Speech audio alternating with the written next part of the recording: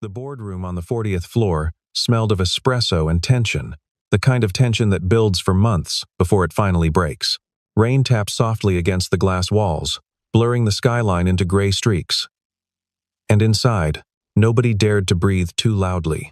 Vanessa Cole stood at the head of the table, her palm slamming down on a folder of quarterly reports. The sound sharp enough to make 3 executives flinch. Her voice, when it came, was ice wrapped in silk. "Do as I said," she told him, "or quit." Every eye in the room turned toward the man sitting across from her, waiting for him to lower his head the way he always had. The way everyone always did when Vanessa spoke like that. The polished table between them reflected the gray light pouring through the windows, and around its edges sat a dozen executives who had all, at one point or another, learned exactly how far they could push back against the woman at the head of the room, which was to say not very far at all. Papers rustled quietly as people shifted in their seats, and somewhere down the hallway a phone rang unanswered, the sound swallowed by the thick silence that had settled over the room like a held breath. But Nathan Reeves did not lower his head. He closed his laptop slowly, the click of the lid unnaturally loud in the silence, and slid his notebook into his worn canvas backpack, without a trace of anger on his face. "Fine," he said quietly, and stood. He did not raise his voice. He did not argue. He simply walked toward the door, and he did not look back, not even once, though every person in that room silently begged him to. 10 minutes later, the first alert flashed red across the operations dashboard, 3 floors below, and by the time anyone understood what was happening, the entire global system had already begun to fail, and Vanessa Cole would soon discover that the quiet man she had just dismissed had been the very heartbeat of the company she thought she controlled. Long before that morning, Nathan had always been the first person through the glass doors of the company, arriving while the lobby lights were still dim and the coffee machines had not yet been switched on. He liked the quiet of those early hours, the way the building felt like it belonged only to him before the noise of 1,000 employees filled it again. Colleagues who worked beside him for years described him the same way, a man who solved problems nobody else could touch and never once mentioned it afterward. He never took credit in meetings, never positioned himself for promotions, never played the games that climbed corporate ladders in that city. When a junior engineer broke a critical database at 2 in the morning, it was Nathan who fixed it before sunrise and told no one whose mistake it had been. Around the office, people had a name for him, spoken with quiet respect rather than mockery. They called him the quiet problem solver. Because whatever broke, whatever failed, whatever threatened to collapse under the weight of ambition and deadlines, Nathan found a way to hold it together without asking for applause. He was 39 years old, a single father who never brought his personal life into the office, and colleagues sensed there was a story behind his composure that he simply chose not to tell. He led the systems engineering team with a calm authority that needed no volume, and even the most difficult clients softened when he spoke. Because his words were always precise and never wasted, he kept a small collection of sticky notes along the edge of his monitor, reminders of birthdays and anniversaries belonging to people on his team rather than himself, and every year without fail, those small gestures arrived on time. A card here, a quiet word of congratulations there. New hires often mistook his silence for coldness during their first week, only to discover within a month that he was the person who stayed late to help them without ever making them feel foolish for asking. He rarely spoke about his life outside the office, though occasionally a photograph on his desk hinted at a world beyond the glass walls, one he protected fiercely and never discussed even with his closest colleagues.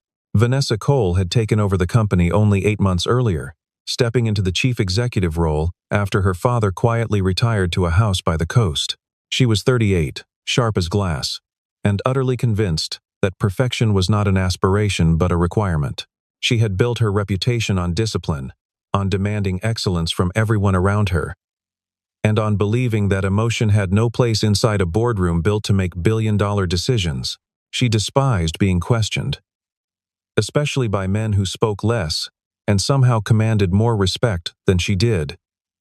And from her very first week, something about Nathan's calm resistance to her authority unsettled her deeply. She saw his silence as defiance rather than restraint, and she decided almost immediately that he was a problem she would eventually need to solve. She had spent her entire career proving herself in rooms where people doubted a woman could carry the weight her father once had, and that history had hardened into a leadership style that left very little room for softness or hesitation. Colleagues who had known her since business school described a woman who studied every competitor's failure with obsessive precision, determined never to repeat a mistake that might be used against her. Her assistant, a patient young man named Gregory Diaz, often remarked privately that she treated every quarter like a battle to be won rather than a business to be nurtured, though he never dared say so to her directly. What Vanessa did not yet understand was that the empire she had inherited had been quietly held together, for years, by exactly the kind of person she was determined to break. The conflict did not arrive all at once. It arrived the way most disasters do, in small decisions that seemed reasonable in isolation, but catastrophic once stacked together.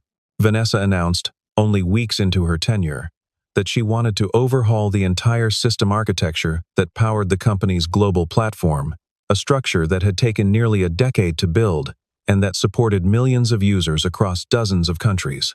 She wanted it modernized within 6 months, instead of the 18 the engineering team had proposed, and she wanted the budget for the transition cut by nearly a third to satisfy nervous investors watching the stock price too closely. She presented the plan with the confidence of someone who had rehearsed every objection in advance, distributing charts and projections that made the timeline look inevitable rather than reckless. Several junior executives exchanged uneasy glances across the table, but said nothing, having learned quickly that questioning Vanessa's numbers rarely ended well for the person doing the questioning. Nathan raised his hand in the very first strategy meeting where the plan was presented, and he spoke with the same calm he always carried, though everyone in the room could hear the seriousness underneath it. The project is not ready, he told her plainly, explaining that rushing the migration without proper testing could destabilize systems that thousands of businesses depended on every single day. Vanessa listened, or appeared to, her arms crossed and her expression unreadable, and then she simply repeated the deadline as though he had said nothing at all. She was not interested in caution. She was interested in speed, in headlines, in proving to the board that she could move faster than her father ever had. In the weeks that followed, every meeting became a quiet battlefield disguised as a conference room. Other department heads, watching Nathan push back again and again, chose silence instead, nodding along with whatever Vanessa proposed, because disagreement had already cost 2 vice presidents their positions that year. Nathan alone kept raising concerns, not out of stubbornness but out of a responsibility he felt toward the systems he had spent a decade protecting. He sent memos outlining specific risks, attached data showing failure points in early testing, and requested additional time that was denied before he had even finished asking. Vanessa began to view him not as a cautious expert, but as an obstacle standing between her and the vision she was determined to prove correct. She started excluding him from certain planning sessions, then re-including him only when a decision needed an engineer's signature to move forward. The distance between them widened with every passing week, and around the office, people began to whisper that something between the new chief executive and the quiet problem solver was heading somewhere it could not return from. Nathan never complained about the treatment, never gathered allies to defend him, never once raised his voice in frustration. And that composure, strangely, seemed to irritate Vanessa more than open rebellion ever could have. During one particularly tense planning session in late September, Vanessa brought in an outside consultant to review the migration timeline, hoping his findings would finally silence Nathan's objections once and for all. The consultant, after 2 weeks of study, quietly confirmed nearly everything Nathan had already warned about.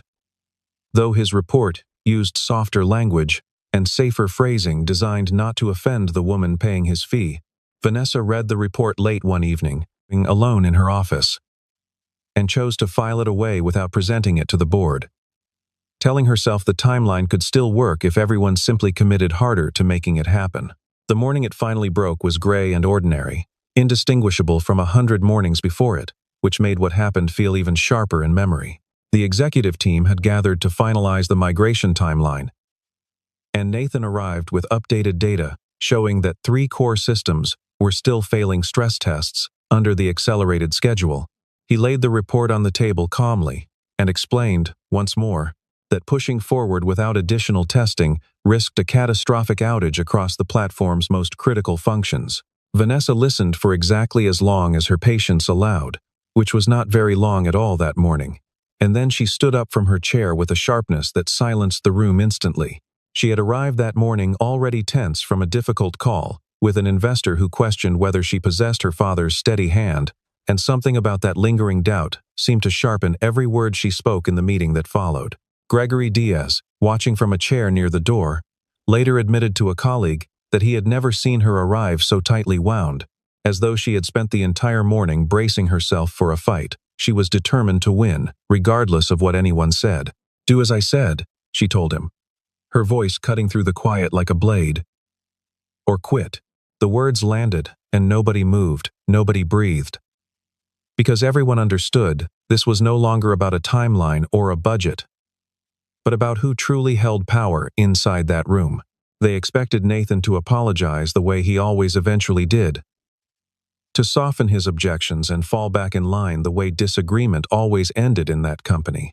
Instead, Nathan reached for his laptop and closed it with a quiet, deliberate click that somehow felt louder than any shout could have been. He gathered his notes into a neat stack, slid his badge from his lanyard, and placed it gently on the polished table in front of him, the small plastic card catching the gray light from the window. "I choose to quit," he said, his voice steady and without a trace of anger. And there was no theater in the words, no bitterness, only a quiet finality that filled the room more completely than shouting ever could. He did not look at Vanessa as he turned toward the door. He did not wait for a reaction. He simply walked out, and the sound of the door closing behind him seemed to echo far longer than it should have. Vanessa allowed herself a small, satisfied smile as the door clicked shut, believing, in that moment, that she had won something important. She told the room to move forward with the original timeline, insisting that no single engineer, however skilled, was irreplaceable in a company built on process and structure rather than individual heroics.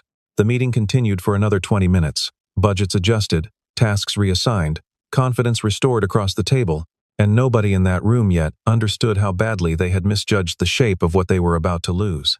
Down the hallway, Nathan cleared his desk without hurry, placing a framed photograph, a chipped coffee mug, and a small potted plant into a cardboard box that had been sitting unused in a supply closet for years.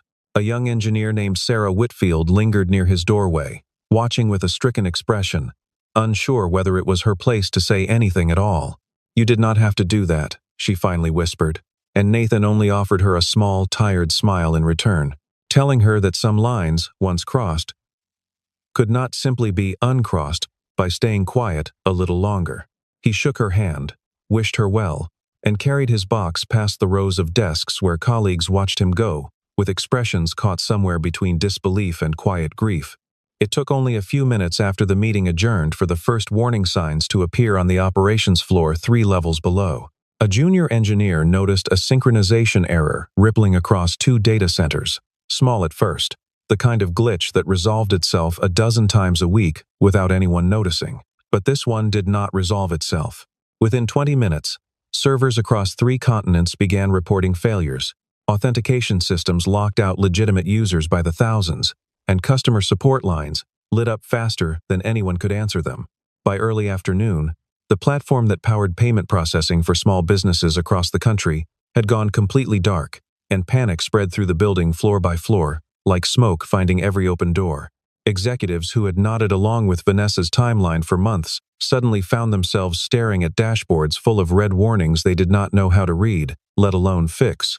Engineers scrambled through documentation that felt incomplete, discovering, with growing dread, that critical portions of the system architecture existed nowhere except inside the mind of the man who had walked out that morning.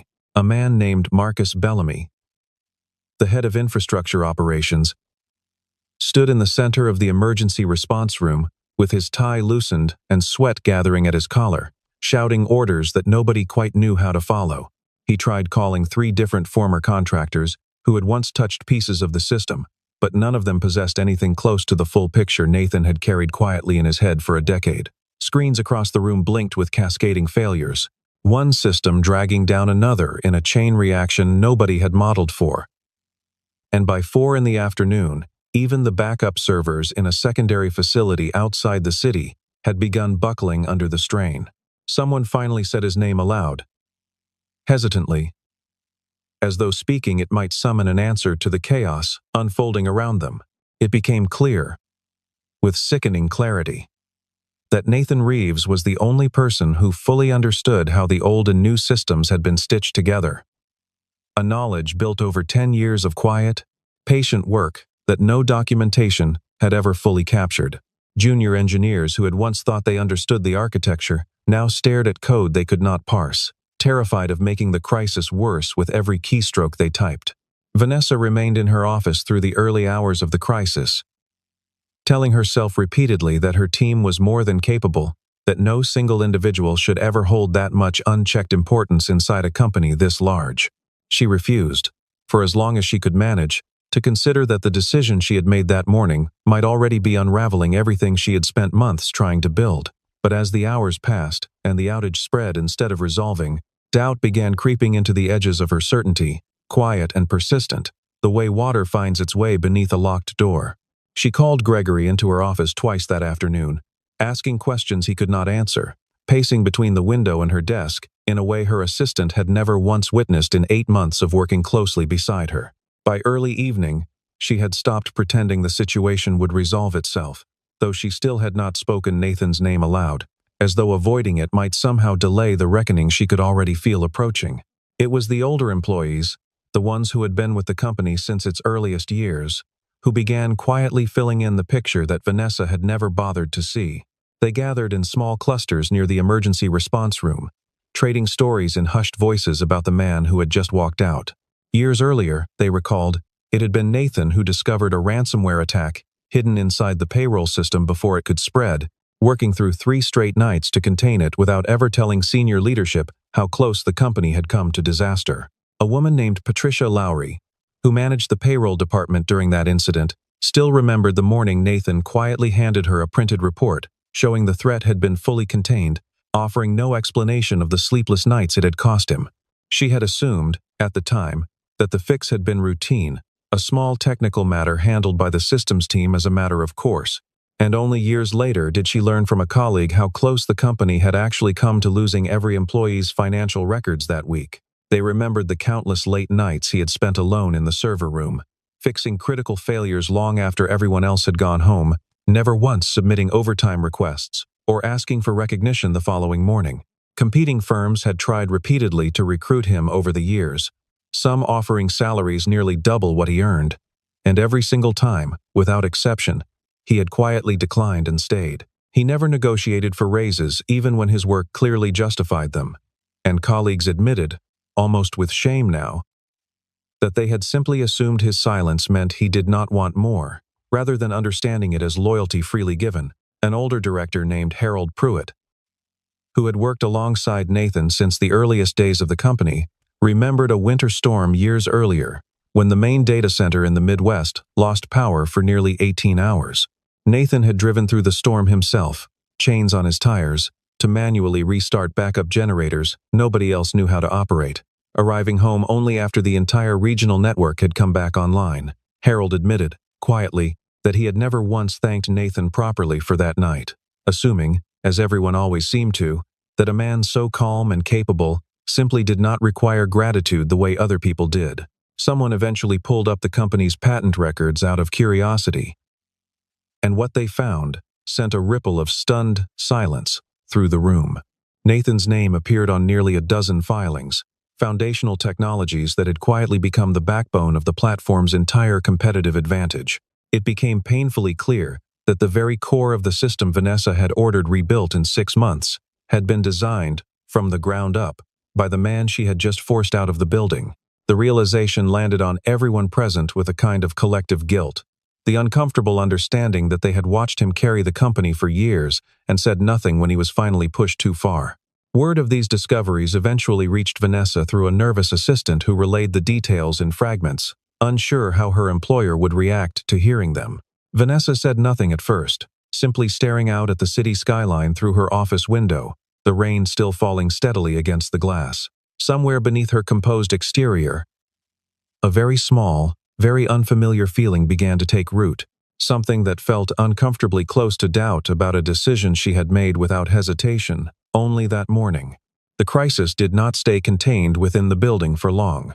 By the following morning, financial news outlets were reporting the outage, and the company's stock price dropped sharply within the first hour of trading, wiping out months of gains in a matter of minutes.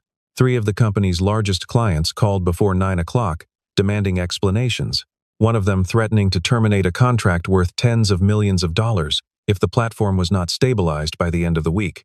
Investors who had once praised Vanessa's aggressive leadership style now flooded her phone with calls demanding to know exactly what had gone wrong and who was responsible for allowing it to happen. Vanessa barely slept over the following nights, spending long hours pacing through an apartment that suddenly felt too large and too quiet for the weight pressing down on her. She reviewed technical reports she barely understood, sat through emergency meetings that produced no real solutions, and watched, helplessly, as engineers worked in exhausted shifts, trying to patch a system none of them had built.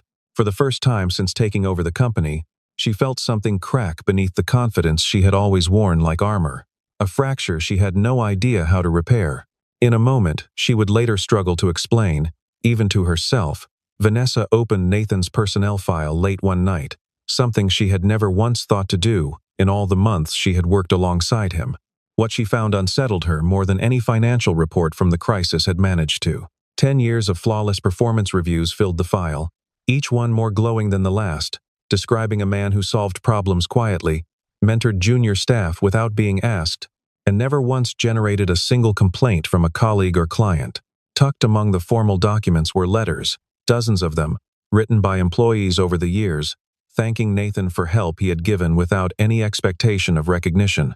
One letter described how he had stayed late for a week straight to help a struggling new hire understand a system nobody had properly explained to her. Another recounted how he had personally covered a shift so a grieving colleague could attend a funeral, never mentioning it to anyone afterward. Vanessa sat alone in her office long after midnight, reading letter after letter, and felt something heavy and unfamiliar settle in her chest. A feeling she eventually recognized, uncomfortably, as shame. One letter in particular stopped her completely, written years earlier by a woman who had since left the company, describing how Nathan had quietly arranged coverage for her entire team during a family emergency, without ever telling management the real reason behind the schedule change. The woman had written that she never properly thanked him because he had made it so easy to simply move forward, never lingering on his own kindness long enough for anyone to properly acknowledge it. Vanessa set the letter down and pressed her palms against her eyes, understanding now that the man she had dismissed in front of a room full of people had spent a decade quietly holding together not just a system, but the lives of everyone who depended on it. By the time morning arrived, Vanessa had made a decision that surprised even her closest assistant, who had never known her employer to act on impulse rather than calculated strategy. She would not send an email. She would not schedule a formal meeting through corporate channels. She got into her own car, alone, without her usual driver, or the security detail that typically shadowed her movements through the city. She drove first to a small coffee shop near the edge of downtown, a place a former colleague mentioned Nathan sometimes visited on quiet mornings. But the barista behind the counter said she had not seen him in days. From there, she tried the public library 2 blocks over, then a park where children's laughter echoed faintly beneath gray autumn skies. And still there was no sign of the man she had dismissed so easily 2 mornings earlier. She sat in her car outside his old apartment building for nearly 20 minutes, staring up at dark windows, wondering if she had already lost the chance to make anything right. At one point during her search, Vanessa found herself parked outside a small hardware store where, according to an old company directory listing an emergency contact, Nathan had once volunteered weekends fixing appliances for elderly neighbors in his building. The owner, an elderly man wiping his glasses behind the counter, spoke of Nathan with the kind of warmth reserved for family, telling her stories of a man who never once asked for payment when he could tell someone was struggling. Vanessa left that store with her hands trembling slightly on the steering wheel, beginning to understand the sheer scale of the life she had never once bothered to notice in all the months they had worked together. It was a former colleague, reached through a hesitant phone call, who finally mentioned a small research workshop on the edge of the city, a place where local startups sometimes borrowed space and expertise from volunteers willing to help. Vanessa arrived just as the autumn rain began falling harder. Soaking through her coat as she stepped out of the car and approached the modest brick building. Through a window fogged with condensation, she saw him, sleeves rolled up, patiently explaining a line of code to two young entrepreneurs who looked at him with the kind of admiration she suddenly understood she had never once offered him herself. Nathan looked up when she entered, and there was no anger in his expression, no satisfaction at seeing her arrive looking so uncertain. Only a calm, steady attention that felt somehow more unsettling than either reaction would have been. He excused himself from the two young founders and walked toward her without hurry, wiping his hands on a cloth before folding his arms loosely across his chest. Vanessa asked if they could talk, her voice smaller than she remembered it ever sounding in a boardroom. And after a long moment of consideration, Nathan simply nodded and gestured toward two chairs near the window. They sat across from each other in near silence for a moment, rain streaking down the glass beside them, before Vanessa finally found the words she had rehearsed poorly the entire drive over. "I did not come here about the outage," she told him quietly, though both of them understood the crisis had been the reason she finally opened his file at all. Nathan studied her for a long moment before he spoke, his voice as calm and unhurried as it had always been, even in the boardroom where everyone else had trembled. "I did not leave because of pride," he told her simply, watching the rain rather than her face as he spoke. "I left because you forced everyone in that room to choose between telling you the truth and keeping their job. And you made it very clear which one you valued more." He explained, without bitterness, that leadership was never about knowing every technical detail better than the people who worked for you.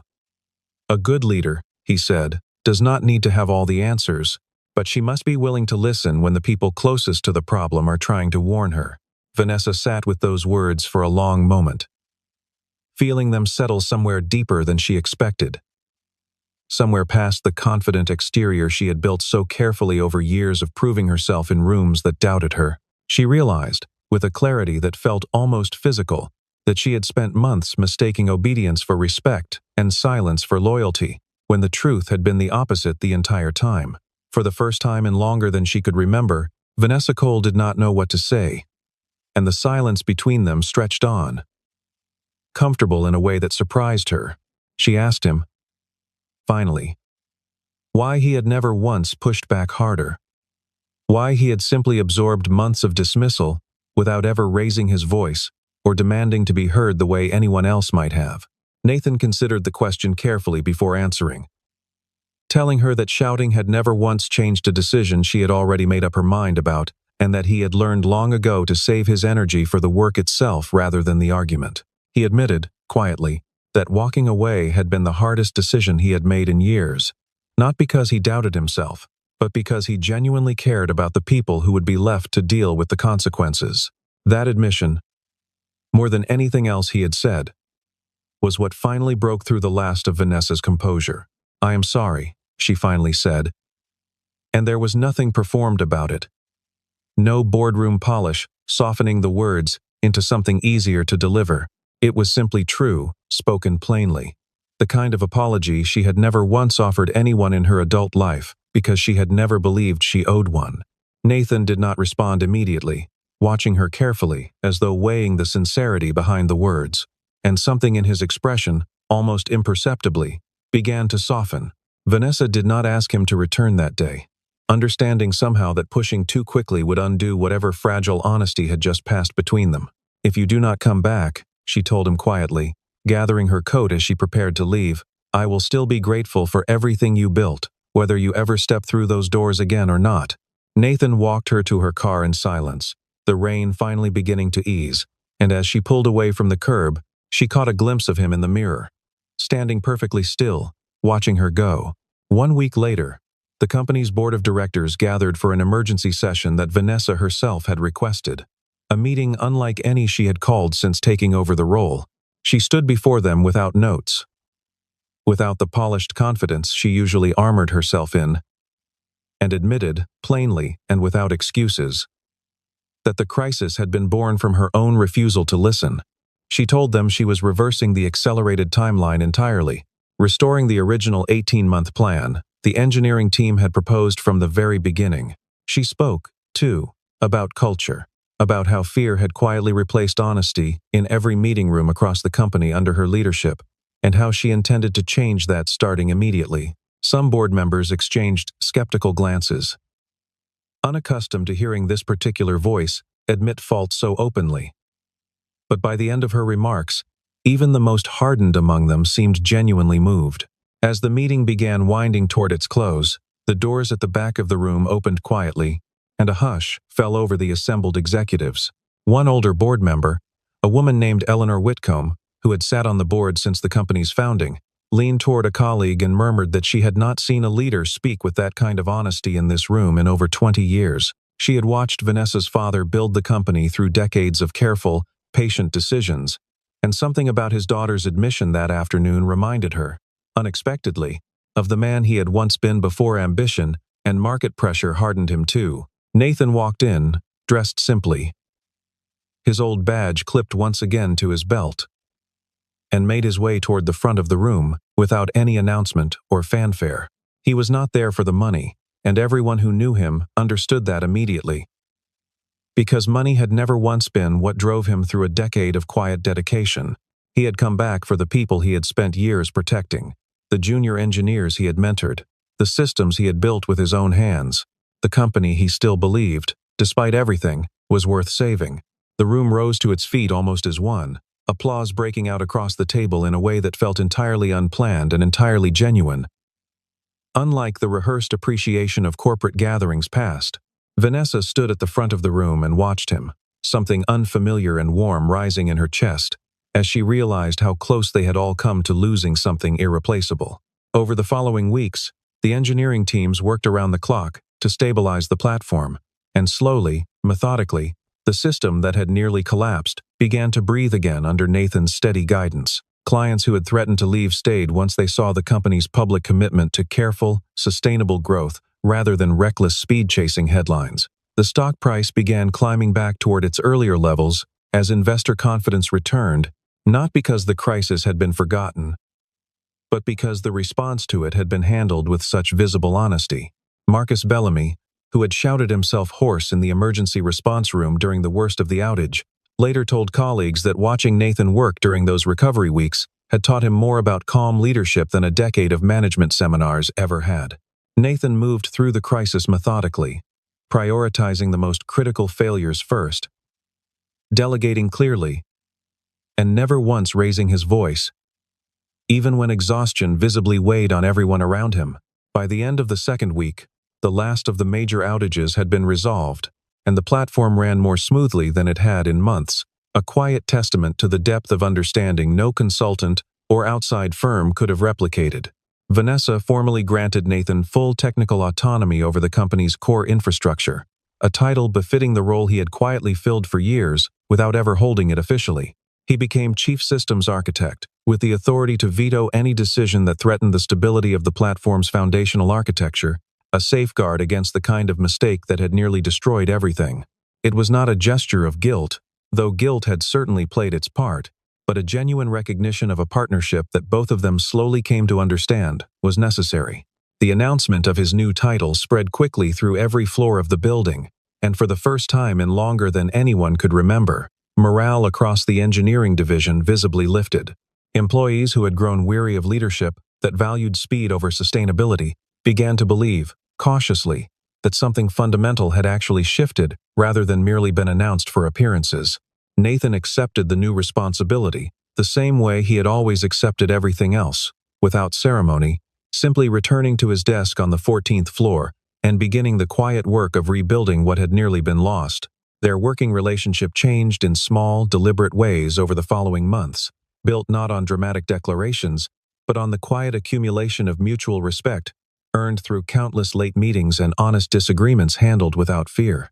Vanessa began asking questions before issuing orders, listening more carefully in rooms she once dominated through sheer force of will. Nathan, for his part, began speaking more freely, offering opinions he might once have kept to himself, trusting finally that they would actually be heard.